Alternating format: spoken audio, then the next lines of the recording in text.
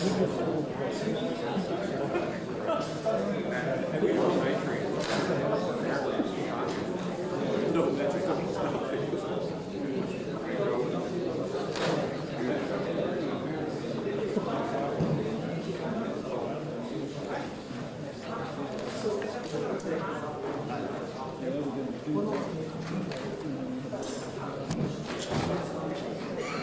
っきちょっと見たけど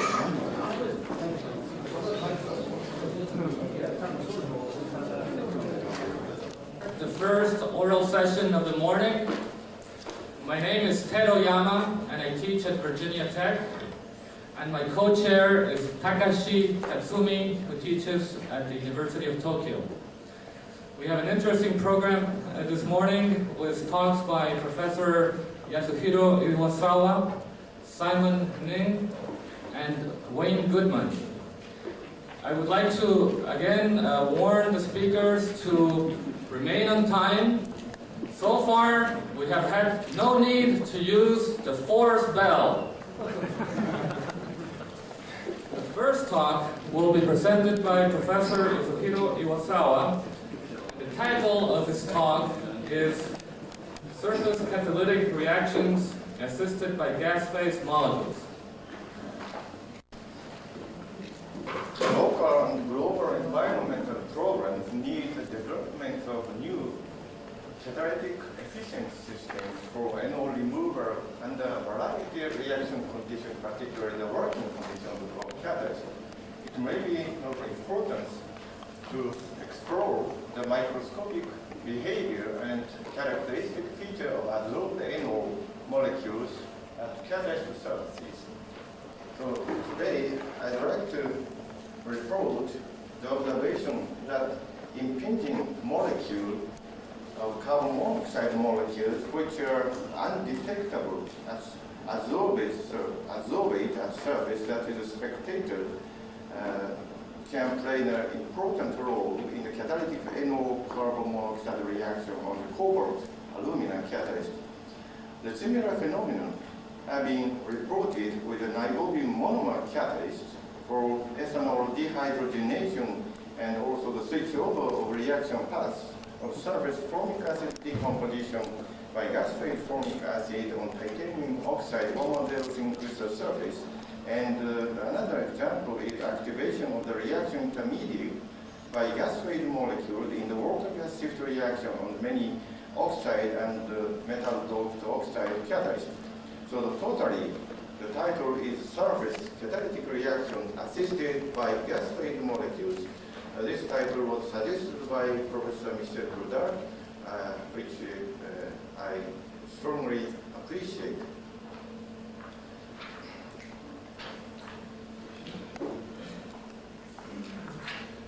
This is the preparation scheme for the cobalt alumina catalyst, which I used in this study for the NO removal and also the catalytic NO carbon monoxide reaction. At first, the octacarbonyl dicobalt precursor interacted with alumina at low temperature to form dimerized cobalt tetramers on alumina.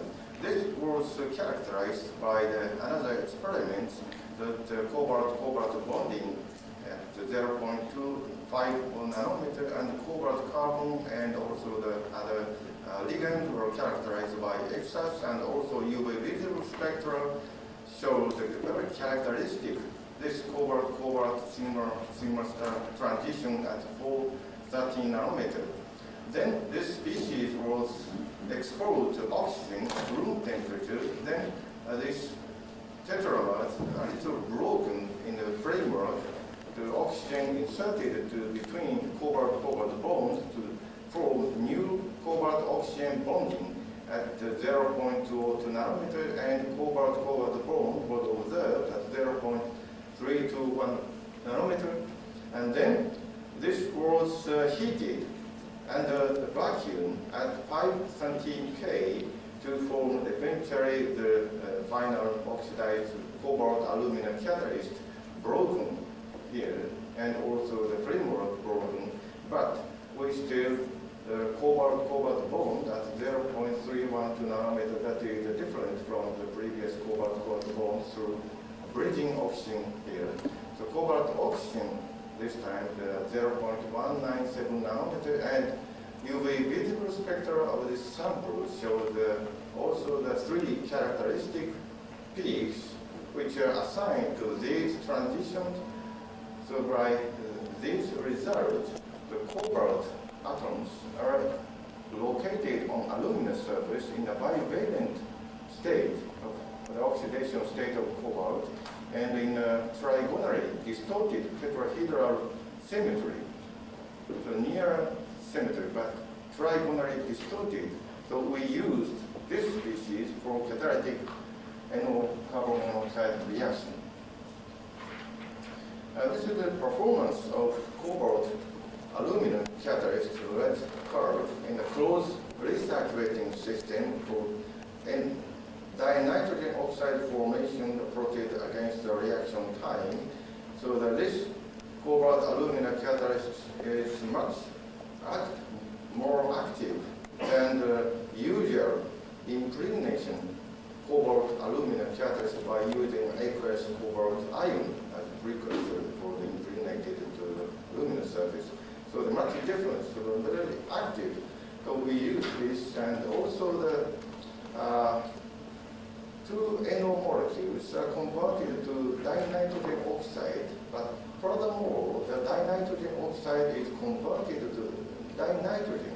But at this temperature, two NO molecules are converted to dinitrogen oxide, and nitrogen starts very slow at this temperature. But if heating the reaction temperature, this reaction proceeds rapidly. But so I cannot follow the reaction anymore. So I cannot determine the reaction rate. So now my talk is concentrated on this step.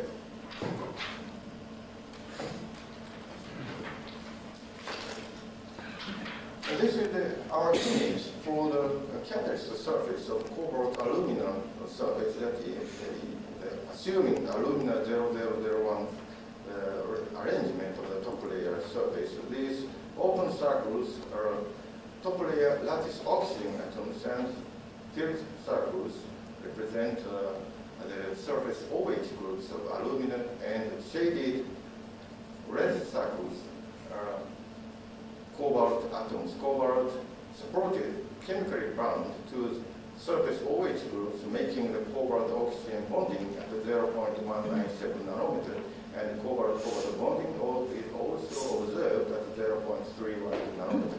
That is not conclusive, that's a speculation, but that's our image. So that is amount of dinitrogen formed as plotted against the reaction time, the NO alone reaction, and the catalytic NO carbon monoxide reaction. The dinitrogen oxide formation from NO alone in the absence of carbon monoxide very slowly occurs, but in the presence of carbon monoxide, NO decomposition to dinitrogen oxide rapidly occurs. So the initial rate of this reaction is 47 times higher than the initial rate of the dinitrogen oxide formation from NO alone. So this is a redox mechanism by two-stage reaction steps, which are suggested on many metal catalysts. But if this reaction on cobalt aluminum catalyst occurs similar to this redox mechanism, that the initial rate of the catalytic NO carbon monoxide reaction should be similar to the initial rate of the dinitrogen oxide formation from the NO alone, because the first step is a rate determining step, and oxygen atom and carbon monoxide, the oxidation to form carbon dioxide is very rapid on the cobalt aluminum catalyst. That reaction occurs nearly instantaneously. So that is a rate determining step, but this is 47 times higher than this. So this probably it's not the case of the redox mechanism.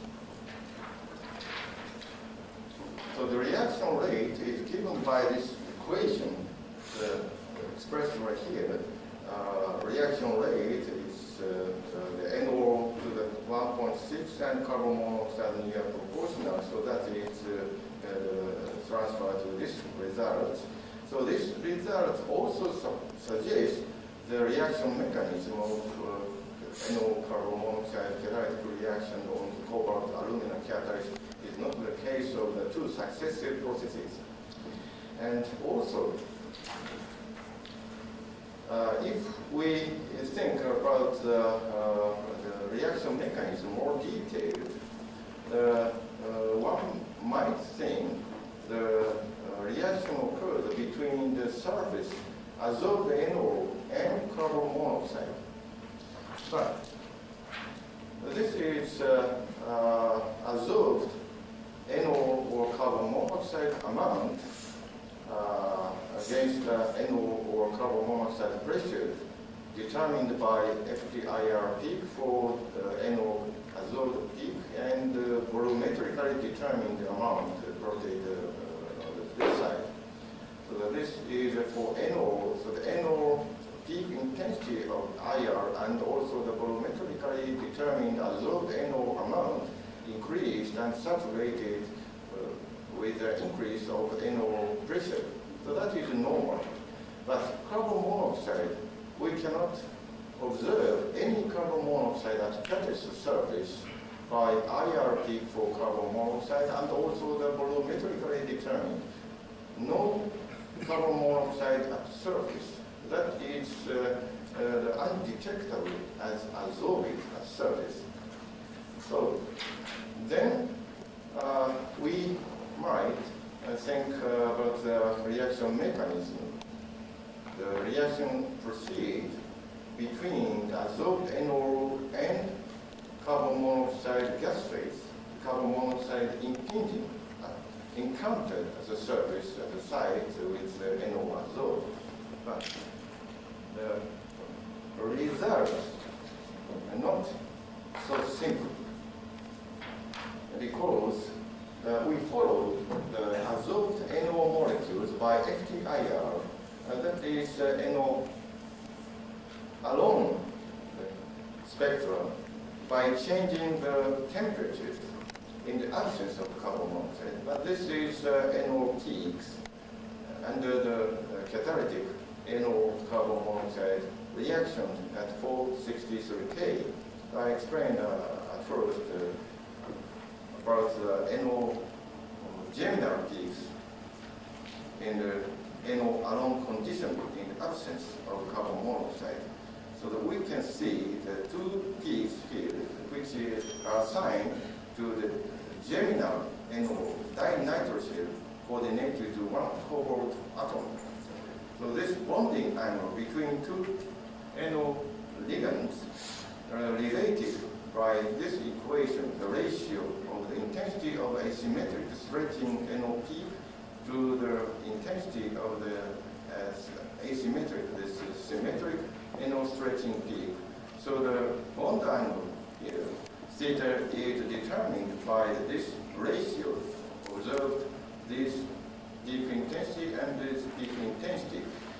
So the bond angle drastically changes by heating the temperatures from room temperatures 87 degrees between two NO bonds and increase to the about 400 K, the 100 degree, and heating more. So at 463 K, 80 degree. So that first, the bond angle, the narrow conformation, but heating, just heating, the conformation is expanded, then more heating, then narrower again. So that is cannot be explained by a simple collision which I described before by heating by the carbon monoxide to the dinitrosyl site. And furthermore, if the pre-adsorbed NO molecules at these lower temperatures exposed to the carbon monoxide, but no change. But at a higher temperature, where the catalytic reaction readily occurs, so the drastically ratio of the two peak intensities change. So this is more intense, this is less intense in the absence of carbon monoxide, but in the presence of carbon monoxide under the reaction condition, this is weaker than this. So the completely reverse. So the bond angle between two dinitrosyls attached to cobalt atom expanded drastically from 80 degree to 180 degree simply in the presence of carbon monoxide in the gas phase. Carbon monoxide is undetectable as adsorbed at surface. So the carbon monoxide in the presence of gas phase. So the gas phase, but in these temperatures, no change, nothing happened at this temperature range. The bond angle drastically expanded.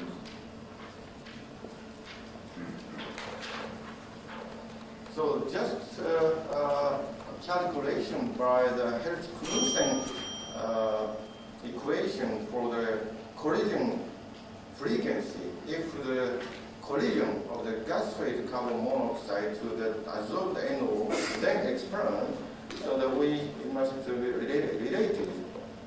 relate the both the, for example, bending mode expand and the narrow the conformation change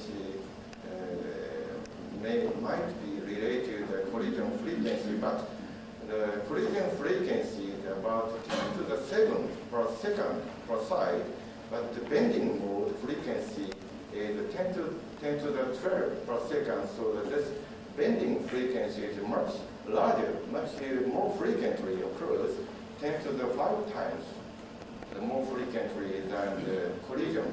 So the one collide, carbon monoxide collide the surface, then the NO expanded, but before the next carbon monoxide comes, the bending mode, the vibrator 10 to the 5 times.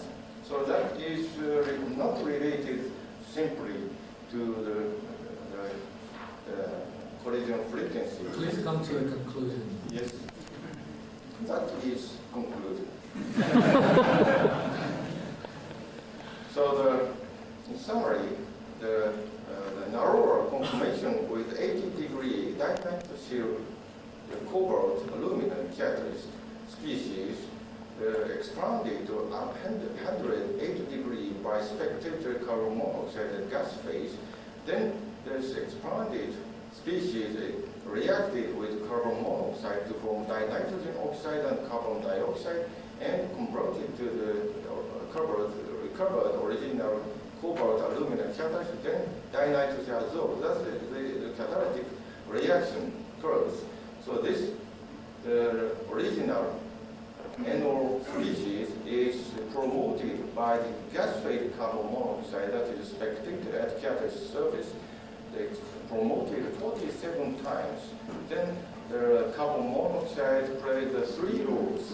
One is spectator at catalyst surface, but that certainly confirmed the conformation change, the narrow conformation to expanded conformation. And also carbon monoxide behaves the reactant itself. So thank you for your attention.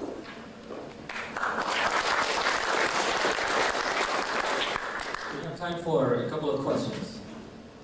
Yes, Professor Kuo. Professor Kawa, I'm very much impressed by your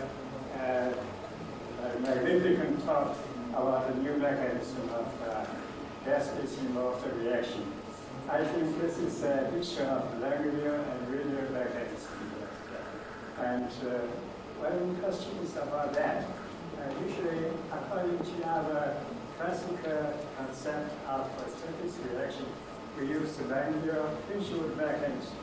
This, in that case, the energy transfer is more or less related to slowdown phenomena because of solid variations. In case of vapor phase, in your case, it's in the case of CO in the gas, and the activity process. It's not necessary to go down and vibration, that is vibration process. Do you agree with my this comment?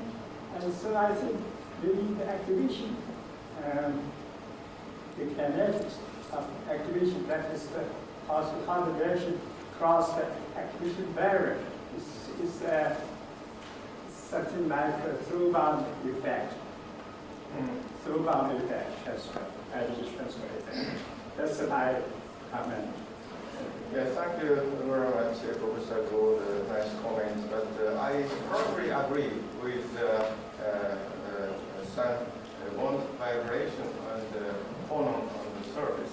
But in this case, the cobalt side, the tetramer. But even if that is isolated from the other parts, so the point is interaction is strong or not. The cobalt atom on the silicon aluminum surface lattice through the top layer oxygen.